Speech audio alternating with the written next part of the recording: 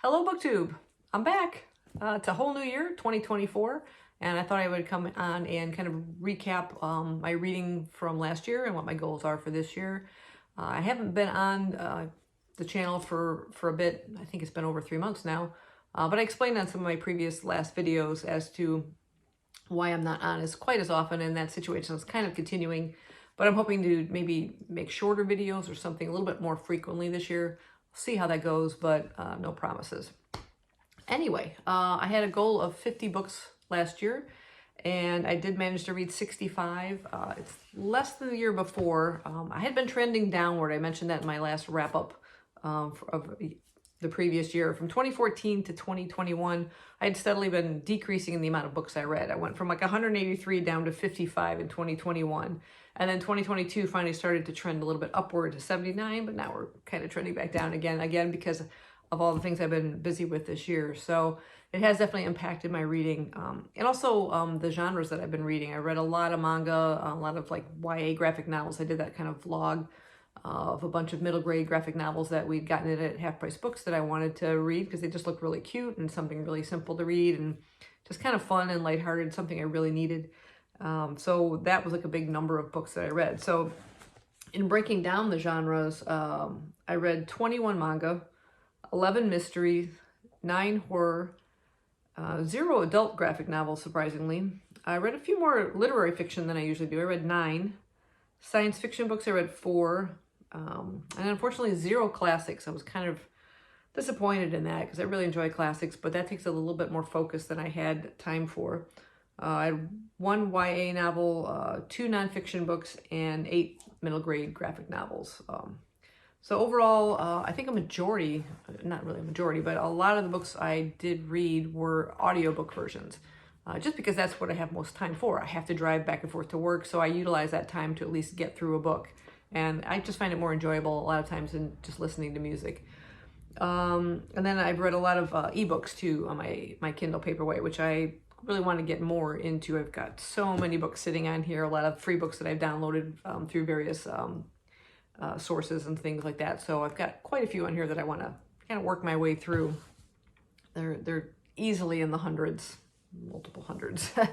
Some standouts from the year in terms of what I read. I read book 3 in the Cats and Dogs Cozy Mystery series by Fiona Grace.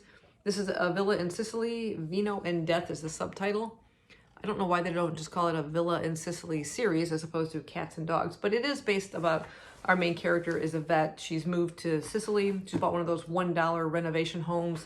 You sign this contract saying that within a certain period of time, you'll renovate that home, and it helps build up the towns and stuff like that. And it's got a lot of people, you know, from other countries and stuff moving there to take advantage of this. And our main character happens to be a vet who wasn't having a great time back home with her job and the clientele and an ex-boyfriend, and decides when she sees this to kind of throw her hat in and see what happens. And she's not really the do-it-yourselfer kind of person. She luckily befriends another expat over there who happens to have skills, and there's a possibility of a little bit of a romantic development between those two characters.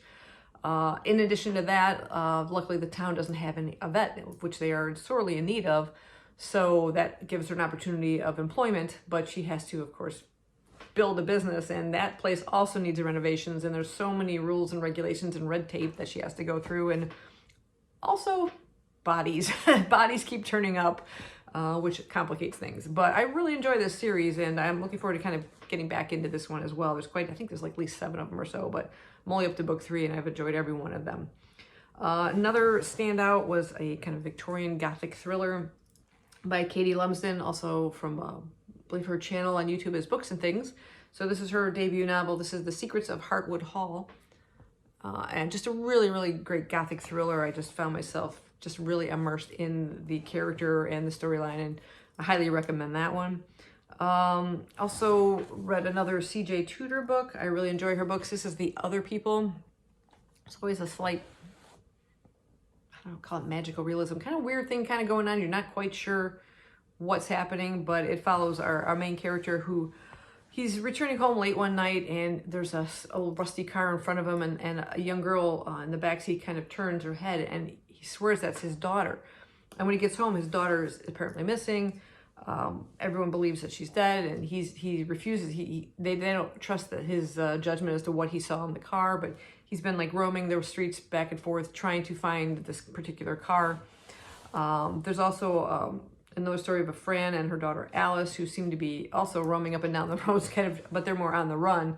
And apparently, Fran seems to know something, or she's somehow tied to our main character and the events that took place. And it's just interesting how all these stories kind of loop together, and how slowly little, things are unfolding. And the title of The Other People are sort of a group of people on the dark web that is, if you've lost a loved one, they will kind of come to your aid, but will want something back in return. And it's just really, really kind of dark and twisty, and I just absolutely love her books. On a lighter side, and a really enjoyable one, this is T.J. Klune's In the Lives of Puppets. I think I described this, I did manage to talk about this in one of my videos over the year, it's a bit of a cross between Pinocchio meets The Wizard of Oz meets The Terminator. We have four main characters. Three of them are robots and one's a human. We have Giovanni Lawson. He is like an inventor robot, and lives with this kind of sadistic nurse machine named Nurse Ratchet. And there's a small little vacuum named Rambo. He's quite the simplistic but lovable character. And then there's the human who lives with him, Victor Lawson, who's kind of being raised as Giovanni's son. And he's also learning to invent things as well. He likes to scavenge through, what do you call it? Just junkyards and things like that. And he happens upon this robot that has like the letters HAP stamped on it. And he's with Rambo and Nurse Ratchet. And he kind of ends up bringing this thing back to life and finding out that there's a whole history between this character and his supposed father, and of hunting humans in the back. This is sort of in the back past, but it's just sort of a world where robots are now kind of taken over, hence the Terminator kind of connection. And when they connect HAP, something happens where somehow he releases information about Giovanni and his location. Giovanni's taken away to the city of Electric Dreams, and because they want to utilize his skills to build more robots. And so it's a kind of this journey to reclaim the father, to bring him back home. And it's almost like a Wizard of Oz type of journey. So it's just really lovely, lovely story. There's humor in it. If you listen to it on audiobook, it's thoroughly enjoyable. The narrator does a fantastic job. But T.J. Klune's books, I've just found I've loved all of them. There's such a range of emotions that you experience, and I highly recommend them. And then a surprise to me, I was curious about this. It was talked a lot about on YouTube. And this is Remarkably Bright Creatures by Shelby Van Pelt. And our main character is Marcellus, who is a giant Pacific octopus. And I was thinking, huh? And the Remarkably Bright Creatures are how he refers to humans at times. But it's narrated sometimes from his point of view, where he'll begin like day 329 of my captivity, because he's been kind of captured. He was rescued technically because he was injured, but now he's sort of in the aquarium. And our other main character is Tova Sullivan. She's a widower, elderly. She's lost a son some 30 years earlier, and she now works as a cleaner on the night shift at the aquarium. And she sort of befriended Marcellus in a weird sort of way when she kind of caught him outside of his aquarium, which he likes to kind of escape from time to time. And it was really interesting how this character kind of seems to know things, and particularly about Tova and about what happened to her son, and how these stories and how he's able to kind of, bring information to her. And it's I hate to go into any more detail, but it was a really interesting story with a character that's an octopus. Yeah, I really enjoyed it. And then on a sadder note, I kind of brought about I've been wanting to read this for some time when it came out, but with his recent passing, it kind of just pushed it to the forefront. And I read Friends, Lovers, and the Big Terrible Thing by Matthew Perry. Just very brutal, honest story of his life from when he was a child and the breakup of his parents, and just at an early age, this kind of dependence on alcohol and